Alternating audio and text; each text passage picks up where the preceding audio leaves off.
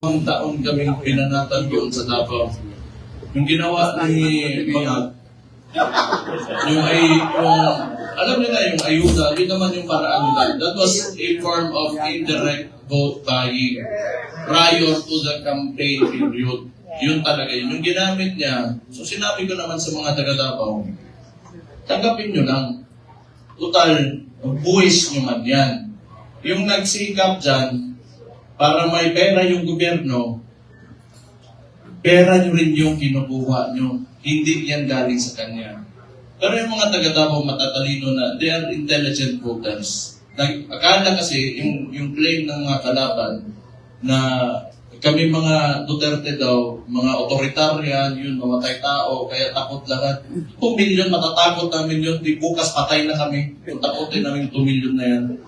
It is a very highly democratic city, actually. Yes. Pagka pumunta kayo, that is why, awa ng Diyos, pasalamat ako, sa Davao ako naging mayor, kasi ang mga tao dyan, alam nila anong gagawin nila at mahal nila yung lugar nila. Kaya pinahihirapan kami, okay naman, politika, tapos Marcos lang. Alam naman natin sa tatay pa lang yan. Kawatan! Kawatan! Hindi, kasi ganito yun. Nung nagsimula yung kampanya noong 2022, kasama na yung kapatid ko, the Vice President. Siyempre, inisip ko rin, siguro, itong tao na to, gusto maging presidente, he will redeem the Marcos family name. So, hindi ko naman talaga inisip na may gano'n din pala kagago yung tao na yan. Siguro nasa isip niya ko, sira na yung pangalan natin, sirain ko na lang lalo. Wala naman akong politika lang to. Kung bahala sila, magalit sila sa akin. Si Auntie Claire, tanawa. Pagkatapos ito, Auntie Claire, si Mayor Pastel.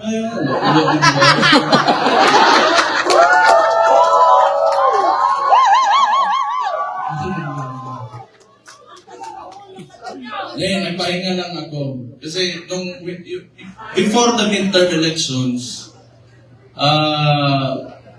kami doon sa Davao, lagi kami nagmo-mobilize. Kasi nung sinimulan nila yung People's Initiative, pipirmahan nila yung mga papel. Siguro, I do not know. Pero definitely, sa ugali ng mga nangyan, wag na natin yung buong administrasyon niya. Kasi siya naman yung nasa taas ng chain of command, yung presidente. Definitely, ang suspicion namin, it was for term extension. At that early, 1 year or 2 years pa lang, hindi pa nagdadalawang taon yung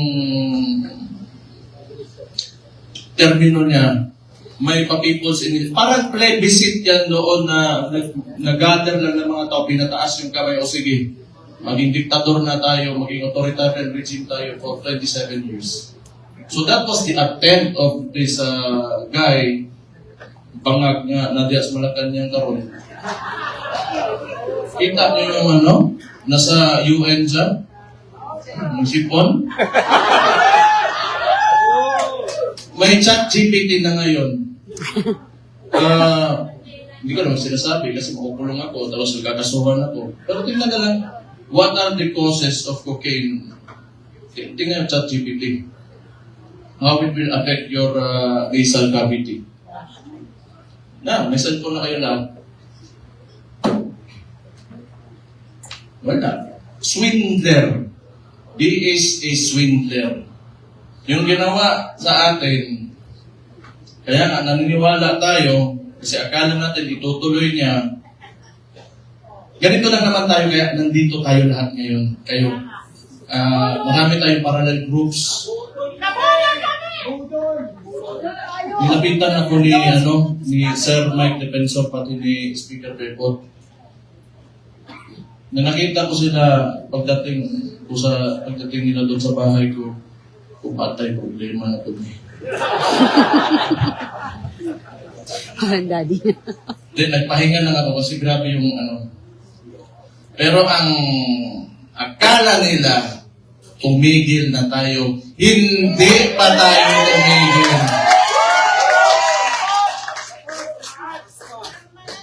Anong gusto nila? Lalabasin lahat ng ginawa nila. Tingnan mo katangahan nito ni Bangag.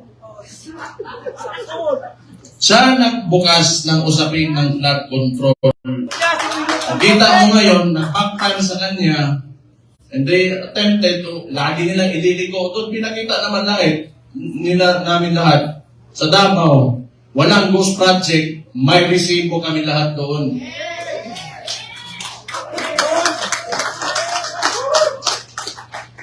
Tingnan nyo, anong resulta ng ginawa nila? Kasi tinawag na natin yan, yung 2024 is the most corrupt budget or the 2025, yung sinabi ni Sikungab nung panahon. 2025. Hindi, lahat yan kasi sayo na maupo eh. Na most corrupt. Correct. Bakit di sila makakilos ngayon na tumaas yung presyo ng langis? Walang pera. Bakit hindi nila kaya mabaan yung VAT? Yung panawagan ni Leandro Libiste. Hindi nila kaya kasi wala nang sila nanakawin pa. Walang balik na doon! Alam nyo, hindi naman talaga perfecto kahit saan ka pumunta sa buong mundo. May mga lobbyists, the congressmen and the senators, dadaan talaga yung pera dyan because it's the power of the purse, lobbying and all of that. Pero this kind, the estimated loss to corruption, umaabot na sa trillion. It doesn't make sense anymore. Saan mo pa gagastusin yung pera na kung nasa bulsa mo yan? For what? Magkano ba gusto mong yung kanin mo, gusto mo tag 200 pesos per kilo? Gusto mo yung pinakamasarap na pagkain, pinakamasarap na steak? Ano gusto mo sa buhay mo? Yan yung mga yan, mayayaman na yan. Hindi pa sila nagpukontento. Correct! Hindi na lang maawa pa. Kita niyo yung mga matatanda na mamalingke sa umaga, magdadala ng bayo. Tapos pahihirapan mo pa, ngayon tumataas presyo ng lahat. Hindi siya nakatingin sa pangkaraniwang Pilipino, ano ang buhay ng Pilipino. Tapos itong gago na to, patay ng buwan eh. Galang! Nandito kami! So, gusto ko nga, pag-initan nila ako. Para ano naman, pahinga lang ako. Balik na naman tayo, patay na naman sila sa atin.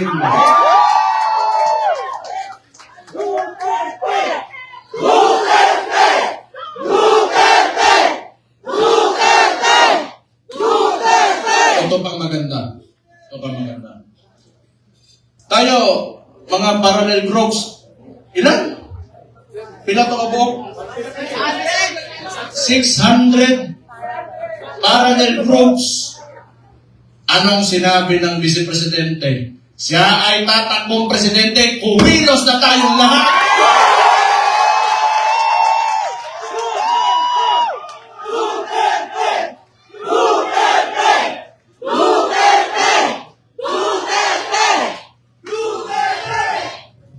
Ang gusto ng ito ano ko lang, tingin ko lang naman ito kasi hindi ko rin naman talaga mahulaan kung ano nasa isip ng kapatid ko. Tayo, tama yung sinabi ni Rob Francis kanina. May galit tayo. Tayo galit dito. Kaya nga tayo nagtipon-tipon kasi gusto natin na may pagbabago na nangyari. Kasi yung pagbabago na yun, kinuha ni Bongbong Marcos. Hindi kasama tayo. Balik lang tayo kung ano yung plataforma. Ito ha? Noong 2016, si former President, si Roddy Duterte, yung tatay ko, sa survey, 7%, 15, 18. Anong plataforma niya? Dalawa lang. Very simple. but it reflected the sentiments of the people. Yung masa, drugs and corruption. Anong pinalik ni BBM ngayon? Drugs and corruption!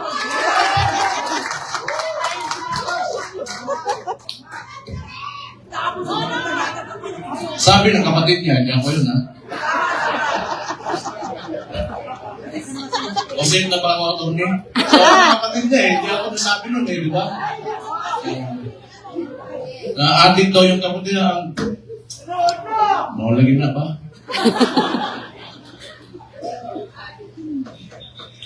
Hindi, tama naman yun. Kailangan optimistic tayo. Kailangan well-organized tayo, andito tayo lahat. At mahalaga sa lahat, unified tayo. Yes. Yung may mga differences tayo kasi lahat tayo mayayapang may mga ugali, yung mga degrees Kalimutan mo na natin yun. Tanawa, ang bugiro rin yung buhay.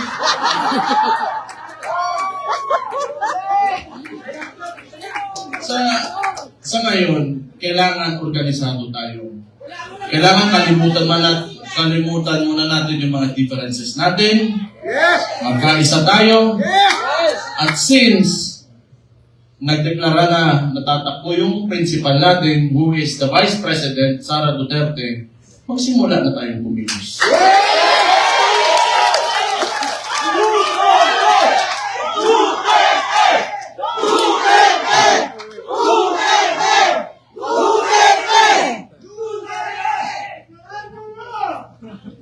Una, hindi atin ang mainstream media. Yan ang pinakamalaking, pero wala naman di maniwala na sa kanila ngayon. Agree. Actually, if you are biased towards the article or the headline, you will support that headline.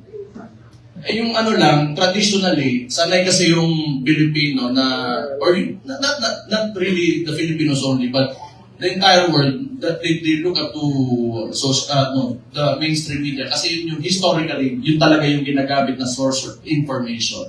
But we all know na it can be manipulated, and now it is very well manipulated Yes! by Oligarch! no, I do not blame them. May iba na talagang rabid na anti-Duterte na mga tulad ng Kapler. Pero yung iba kasi talaga, wala yan. Matatakot talaga yan sa gobyerno.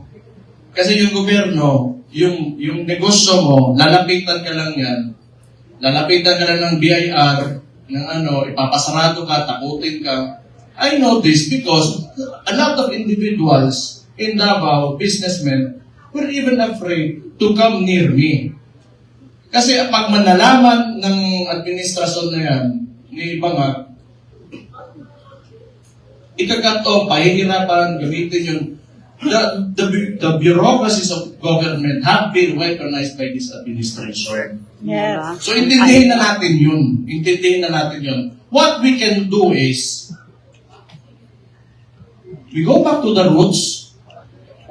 We campaign for our candidate. Yes. Wala rin naman tayo, kasi hindi rin naman tayo papansinin ng mga mainstream media because, lahat, masang Pilipino man tayo. So we do what we do best. 2016, anong ginawa nyo? Walang campaign materials na mabibigay yung tatay ko? Anong ginawa nyo? Kayo gumawa sa sako. Then this will be 2016 all over again. Let's reclaim the country and give it back to the people. Duterte! Duterte! Duterte! Duterte! Duterte! I just want to mention yung binanggit yung idol ko rin si Robin Hood Padilla kanina na totoo naman yung mga oligarko na yan. Walang nawawalang oligarko sa buong mundo. Lahat ng nations in the entire world have oligarchs. Ito lang naman talaga. Kontrolado ba ng mga oligarko yung namumuno ng bansa. Yun ang mahirap. Ang kailangan natin, they have to be separate so that yung leader of that country can protect the people from exploitation of these oligarchs. Agree. Kaya Agree. hanggang ngayon, ayaw pa rin nila sa amin dahil binangga yan, walang iba kundi si Rudy Duterte. Duterte! Duterte! Duterte! So, siguro naman, yan, nag-declare na yung kapatid ko, and we're going into the 2028 elections. Pakiusap ko lang sa mga oligarko, may mga mayayaman, malalaking negosyante talaga that, that have command of the economy. Maawa naman kayo sa mga tao. Yes. Maawa naman kayo sa mga tao. Give this country a chance na sumarap din ang buhay ng yung mga naglalakad lang sa daan, walang mga sasakyan. You know, yung sinabi ko kanina, it really breaks my heart. You know, yung living conditions ng tao ngayon. True. Sometimes, you know, it makes life harder to live seeing this. Sa totoo lang. You know, I am guilty because I have may bahay ako, sementado, nasa loob ng subdivision. It makes me feel so bad that the other Filipinos, my countrymen, have to suffer. Kaya naman tayo nandito, alam ko, mahal niyo yung tatay ko dahil alam niyo na talagang minahal at mahal niya yung bansang Pilipinas.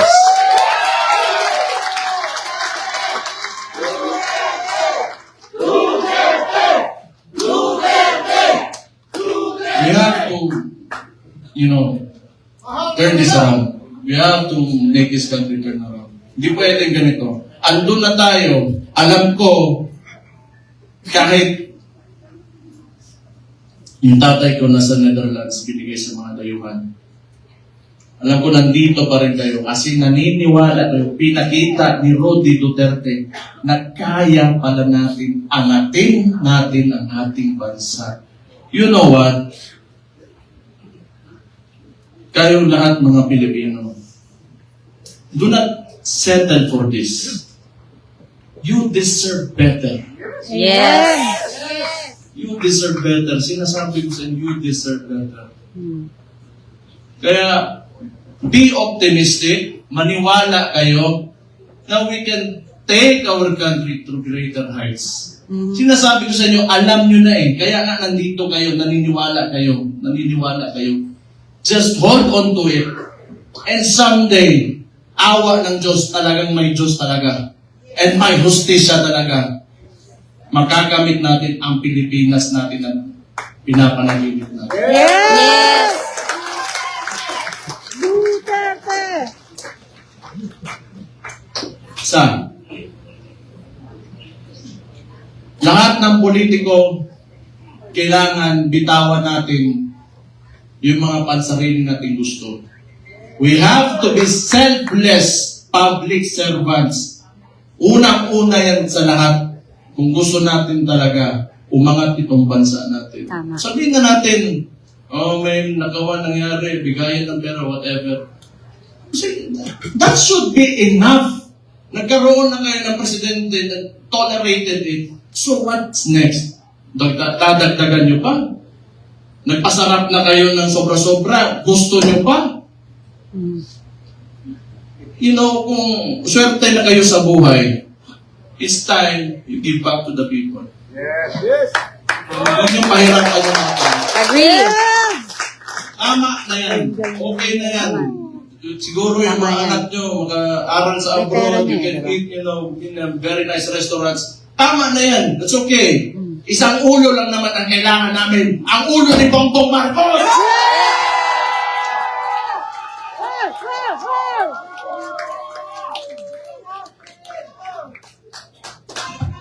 Nagluluksa na ang Malacanang! Kaya, you know, this coalition, if you cannot approach me, you approach Mike Defensor, you approach Devon Alvarez, you, the congressman, I'm going to, if you want to defect, talikuran nyo na yan because alam nyo, kayo, mga politiko, nakatira kayo sa Pilipinas, huwag nyo sirain ang bahay nyo. Yes!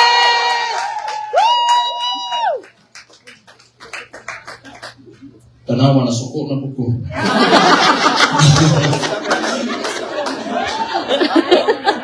Pero,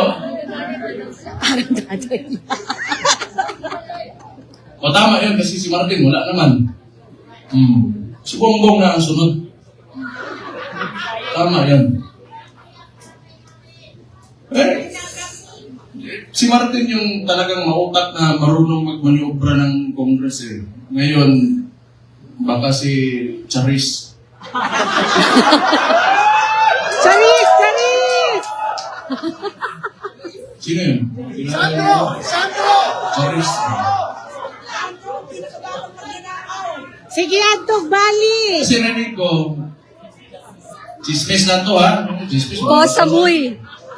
Bakit speaker lang yan si, yung speaker ngayon? Hindi ko lang alam sino yan, Charis. Basta narinig ko, Charis daw. Ay.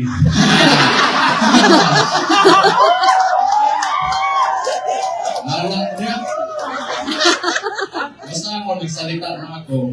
Yun yung nasa puso ko, yun yung nasa isipan ko. Kung maniwala kayo, okay. Hindi kayo maniwala, okay lang din. Hindi ko maniwala tayo dito lahat, nabangag talaga yung gagawin nasa taas. Alam nyo na anong gawin nyo. Ilagay natin ang Vice Presidente sa 2028 na Pangulo natin. Yung mga nananawagan na gusto natin ng radical revolutionary movement. Gusto nyo? Sumama kayo kay Leandro Libiste. Kilala ko yan noon pa. Kilala ko si Leandro. Pumunta yan ng Davao, nagbigay yan ng mga solar panels sa isang indigenous community doon sa Davao City. Matagal na. So, may yan sa CSR na ginawa doon. Kaya mabait yan na bata. Mas matanda ako ng konti. Mabait yan siguro. Mabait yan. Kaya yan naging gano'n. Kasi alam mo yung mga mababait na tao, pag ginalit mo, patay ka talaga. Mag-ingat kayo. Ayan pa, may isang Raulo si Atty. Harold Despisor. Sabi ko nga nakita ko itong gago na ito, sabi ko, patay din na pala ko, ala ko si Raulo dito, may kasama na ako. Wala yung isang Raulo din, si Kiko Pansaga. Pero pag I want to talk to the younger people in the cameras. Subaybayan niyo yung mga bata na yan, yung mga tao na yan. They are the future of Philippine politics. Sino ba namang si Raulo na lalaban ng administrasyon magiging oposisyon? Lalo na ganito ka-abusado? You know, what seemed to me, yung ginawa nila sa tatay ko, was a state kidnapping. Yes. Mga bata na yan, hindi natatakot yan. We need people like that. Agree. People like True! that. May iba naman diplomatic, parang si Senator Bongo. Okay yun. Hindi pwedeng lagi tayong galit lahat. Diba? Dapat may mabait din sa atin.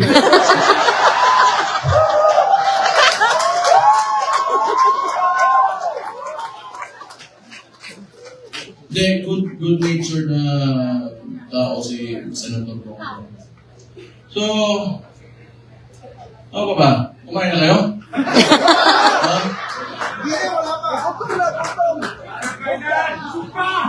So sige. Sige. So yung coalition natin, ang tawag ito, United Front. So, ibig sabihin nun, from the word united, nagkakaisa tayo. Okay? So, kung kaya nyo palawakin, yung mga miyembro nyo, magpalawak tayo. Tapos yung mga sinasabi ng mainstream media, i-correct natin. Kasi binabalik nila lagi yung confidential funds ni VP Sara, and yet, sasabihin ko ulit, yung estimated loss to corruption in the Philippines right now, umaabot na sa Trilyon. Trilyon against the 125 million na nakihirapan nga silang patunayan. Can you see how absurd that is? So, yung messaging na, kasi wala sa atin yung mainstream media eh. You try to talk, i-correct nyo. Huwag muna kayong magalit.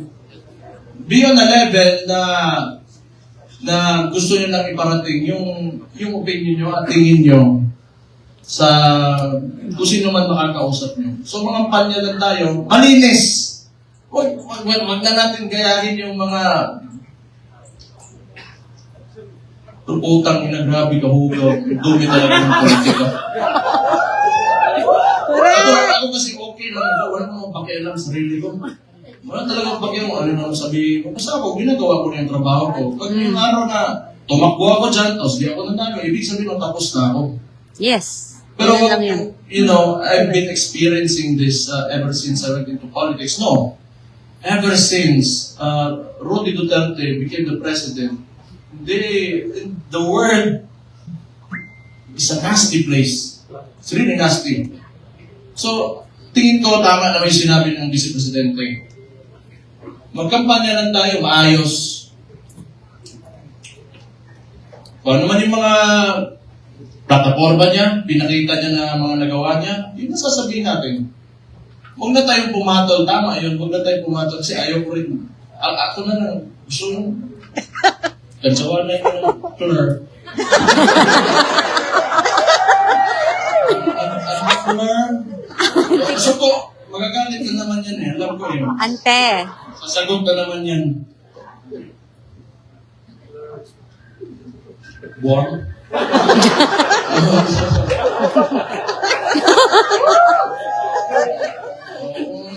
Kung baliw sila, baliw din ako. Ganun lang naman. Pero alam mo, yung observation ko lang, this is only my observation. Mahirap yung mga tao nakaupo sa, in the seat of power, tapos ganun yung ugali, na mahilig magkipit at Anong ibig mga sabihin gusto ng mga maliliit Eto, na tao. basahin mo. Patay tayo dyan. Laban. Mahirap yan. Kaya ako rin, gusto ko yung nilalabanan ko, malaki rin naman. Parang makukulungan ako, matatanggal ako sa pagka-mayor ngayon, o mamamatay man ako, at least worthwhile yung ginawa ko at para sa sambahan ng Pilipinas. They only pick on people na kaya nila eh. They only pick on people na kaya nila. Pero, hindi nila kaya ang masang Pilipino. That never happen. Hindi nila kaya nila. Bukas na ang mga isipan at mga mata ng Pilipino ngayon. Agree. Bakit isa na nagsasabi na tama? Kayo hindi mo alam.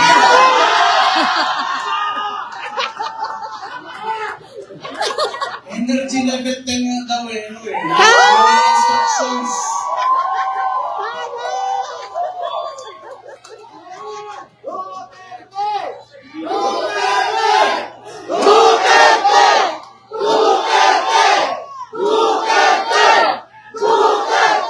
Ayun. Nilalagay nyo talaga kung saan ang hangin.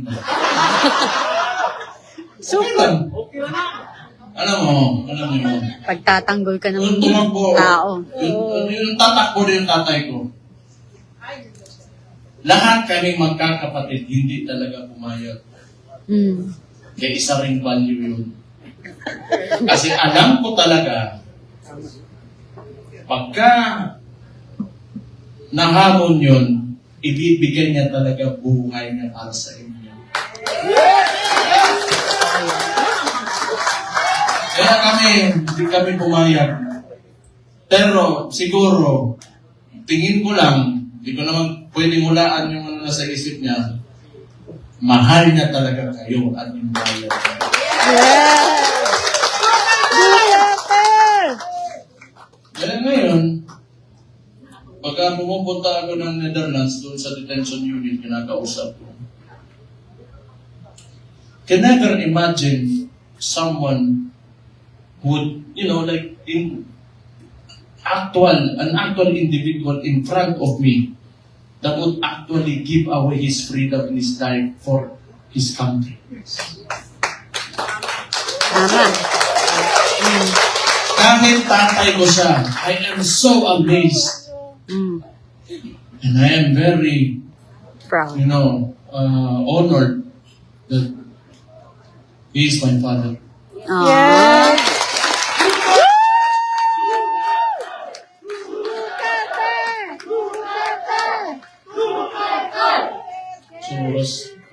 Sa oras ba yun? Dayon pa! Dayon pa! Dahil, basta, kung may problema, we have to communicate with each other. Okay? Let's just be friends, lahat tayo. Huwag tayo mag-away-away. Andito ang PDP, andito ang Maisog. Reform PH, and Reforma, andito ang Maisog, and dito na mababanggit yung lahat ng parallel groups, Reforma Pilipinas. Magkaisa tayo lahat. Tayo move with positivity and optimism. Let go of yourselves. Give your all for the country. Yes! Yes. Lahat na gagawin natin, hindi para sa atin, kundi para sa bayan natin. Yes! Let's make this happen. 2 taon, 2028 na. Kaya natin to.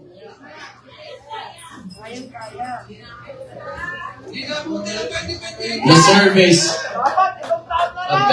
surveys are telling. So we just have to push harder. Push harder. Huwag kayong tigigil.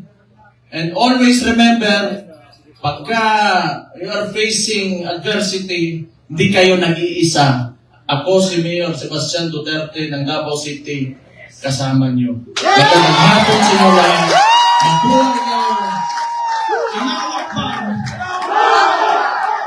Mabuhay ang Pilipinas! Mabuhay si Vice President Inday Sara Duterte! Maraming salamat and God bless you all. Alright, thank you so much, Mayor Castelo Duterte. Maraming Mayor, may we request you to please take the middle seat. Grabe, the weight of his words is simply amazing. Okay, at this point, we would like to also call the representatives of Reform PH and Reforma, Speaker Bebot Alvarez, Yes. and also Secretary Mike Defensor, the other side. We also want to request our senators and congressmen and our leaders to please occupy the seats. Yung mga kasama po natin na nasa VIP section, dito po tayo tatayo sa likod. So let's empty that. We will all be witnessing the signing of this coalition. Alright? Yung iba po, senators, congressman, upo po tayo sa mga other empty seats.